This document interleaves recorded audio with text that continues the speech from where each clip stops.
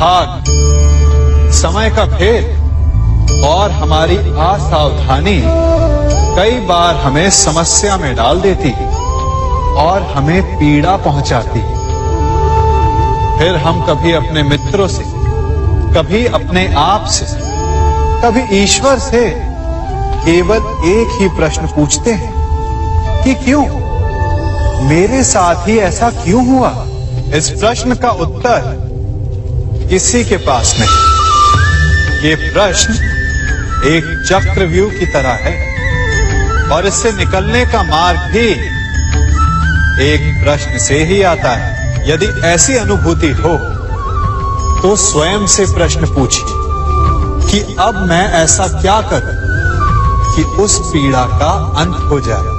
यदि मार्ग में बाधा आए तो ये प्रश्न ना करें कि बाधा मेरे समक्ष ही क्यों आए, बल्कि ये देखें कि उस बाधा से कई लोग आगे भी बढ़े हैं। आगे बढ़ने के लिए पांव से धरती को धकेलना पड़ता है। जो बीत गया उसकी पीड़ा का मरहम बीते हुए कल में नहीं, आने वाले भविष्य में मिलेगा। वर्तमान को अतीत के अन्याय का शोक मनाने में व्यर्थ ना करें। वर्तमान का उपयोग ये सोचने में करें कि ऐसा क्या किया जाए कि भविष्य में किसी दूसरे को वो पीड़ा ना सहनी पड़े। कभी किसी पक्षी को घोंसले की नींव बनाते देखा है? अथक परिश्रम करके तिनका तिनका बिटोर कर वो पक्षी अपना घोंसला बनाता है, अपनी संतान के लिए एक सुरक्षित घर बनाता है। और फिर कहीं से तीव्र आंधी आती है, भारी वर्षा होती है और उसका घोंसला तिनका तिनका करके बिखर जाता है। फिर वो पक्षी क्या करता है? वो रोता नहीं, ना ही विलाप करता है। वो बिना विलंब करे फिर से अपना घोंसला बनाना प्रारंभ कर देता है और सफलता पाता है। फिर हम क्यों छोटी छोटी असफलता से भयभीत होकर परिश्रम करना छोड़ देते हैं?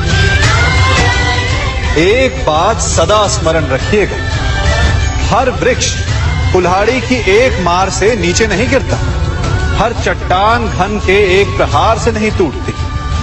सफलता पाने के लिए अनावरत परिश्रम करना ही मात्र एक मार्ग है। स्वीकारण, सत्य का स्वीकारण मनुष्य के लिए बहुत ही महत्वपूर्ण है। जब तक मनुष्य सत्य को स्वीकार नहीं करता, उसे असत्य से लड़ने की शक्ति प्राप्त नहीं होती। जब आप भोजन करते हैं तो क्या होता है? आपका पेट स्वीकारता है कि वो भर चुका है और आप भोजन करना बंद कर देते हैं। जब आपको निद्रा आती है तो क्या होता है? आपका मन स्वीकारता है कि आपका शरीर थक चुका है और उसे विश्राम की आवश्यकता है। उसी प्रकार जब आपको किसी व्यसन को रोकना हो तो आपको स्वीकारना पड़ता है कि बहुत हो चुका, चाहे वो लालच हो या मदिरापान। उस व्यसन का त्यागना तभी प्रारंभ होता है जब आप ये स्वीकार कर लेते हैं कि आप उस व्यसन के बंधक हैं। हम में से ऐसा कोई नहीं जिनकी परछाई उनसे दूर रहती। हमारी परछाई सदैव हमारे साथ रहती है। कदाचित हमारी परछाई हमारे कर्मों के फलों का संकेत है। कदाचित इसी कारण कई बार हमें अपनी परछाई से भय भी लगता है, परंतु इस भय से निवारण पाने का एक साधन अवश्य है। वो है सूर्य की ओर मुख करना या किसी प्रकाश के स्रोत की ओर मुख करना, क्योंकि तब हमें हमारी परछाई दिखाई नहीं देती। यदि इसे जीवन के संदर्भ में देखें तो ये प्रकाश का स्रोत शुभ कर्मों की चेतना है। यदि आपके मन में शुभ कर्म करने की इच्छा है तो आपको कभी भी अपने कर्मों के फल का भय नहीं होगा, क्योंकि यदि आपका मन शुद्ध होगा तो आपके कर्म शुद्ध होंगे और शुद्ध कर्मों का फल कभी अशुद्ध नहीं हो सकता। आज मैं आप सबको एक कथा सुनाता हूं। एक दिन प्रातः एक व्यापारी अपने घर से निकला। घर से निकलते ही एक बिल्ली ने उस व्यापारी का मार्ग काट दी। व्यापारी घबरा गया। वो फिर से घर लौट गया और शुभ घड़ी की प्रतीक्षा करने लगा। और जब वो पुनः अपने घर से निकला तब वो वाहन जा चुका था जिससे राजा तक पहुंचकर उसे भेंट देनी थी। राजा को भेंट नहीं मिली। राजा क्रोधित हो गए। राजा ने उस व्यापारी का व्यापार बंद करवा दिया। इस कारण व्यापारी क्रोधित होकर घर पर अपनी पत्नी से लड़ बैठा।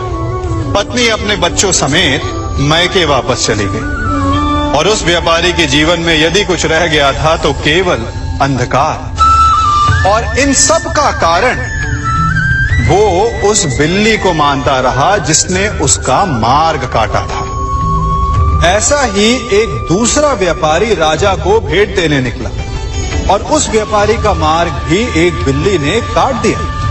वो व्यापारी तनिक घबराया, परंतु उसने आगे बढ़ना अधिक उचित समझा। राजा तक वो समय पर पहुंचा। उसने राजा को भेंट दी। राजा प्रसन्न हुए और राजा ने व्यापारी को अपना व्यापार बढ़ाने की अनुमति दी, स्वर्ण आभूषण दी। जब व्यापारी घर पर पहुंचा तो पत्नी को आभूषण और अपने बच्चों को देने के लिए वस्त्र थे उसके पास।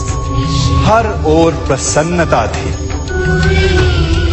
समझ रहे हैं ना? दोनों के साथ एक ही प्रकार की घटना हुई, परंतु दोनों की प्रतिक्रिया भिन्न थी। ऐसा ही हमारा जीवन भी है।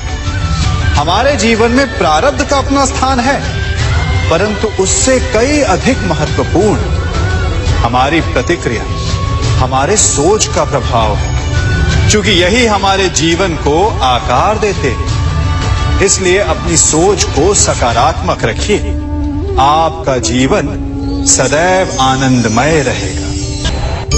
आप इन दो पात्रों को देख रहे हैं। मेरे इस पात्र में जल है और ये पात्र मिष्ठान से भरा हुआ है। दोनों ही पात्र भरे हैं, परंतु देखिए, मिश्री को जल में मिला दिया।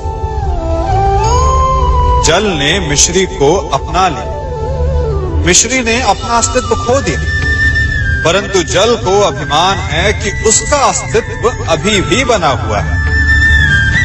परंतु जो इस जल को चखेगा उसे अवश्य पता चल जाएगा कि ये जल अब वो जल नहीं रहा, ये अब शरबत बन गया। हमारा त्याग, हमारे बलिदान भी ऐसे ही होते हैं। जो इस बात को अनुभव करते हैं वो समझ सकते हैं कि कैसे हमने समय की धारा को बदल दिया।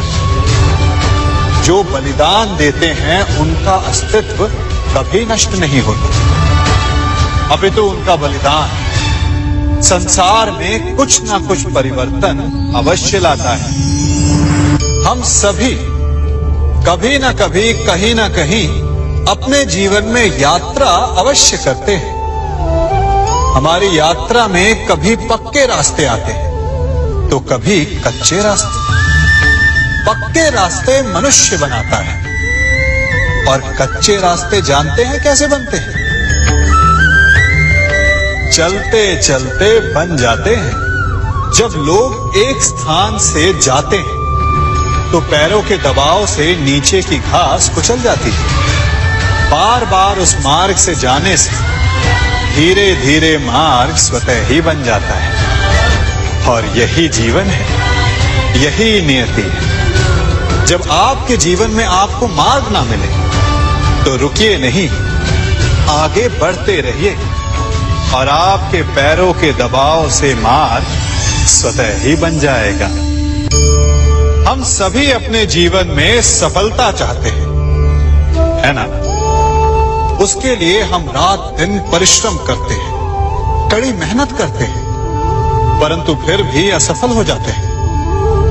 परंतु ऐसा क्यों होता है? कभी सोचा आप सबने? क्योंकि सफलता पाने का मंत्र बड़ा कठिन नहीं, बड़ा सरल है। उचित विचार, उचित समय, उचित स्थान पर उचित प्रहार। जब आपके विचार, समय, स्थान और प्रहार यानी परिश्रम उचित है, तो सफलता आप ही को मिलेगी। जिस प्रकार एक लोहार लोहे से कुछ बनाते समय उस लोहे के सही ताप तक के आने की प्रतीक्षा करता है और समय आने पर उचित स्थान पर पर्याप्त बल से प्रहार करता है और लोहा आकार ले लेता है, ठीक उसी प्रकार आपकी सफलता भी आकार लेती है।